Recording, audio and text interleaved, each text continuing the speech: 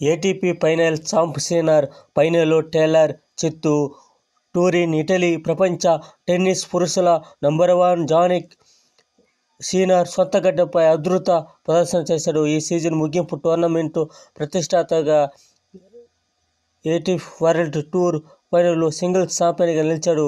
ఈ మెగా ట్రోఫీతో ఈ ఏడాది ఘనమైన ముగింపు పలికాడు. ఆదివారం రాత్రి జరిగిన సింగిల్స్ తుది పోరులో టాప్ సీడ్ ఈ విధంగా కప్ గెలవడం, తన స్థానాన్ని మెరుగుపరుచుకోవడం ఇది కదా లక్షణం. ఇది ఆదర్శంగా మిగతా వాళ్లకు ఉండాలని కోరుకుంటాము. ఈ ఫైనల్లో అంత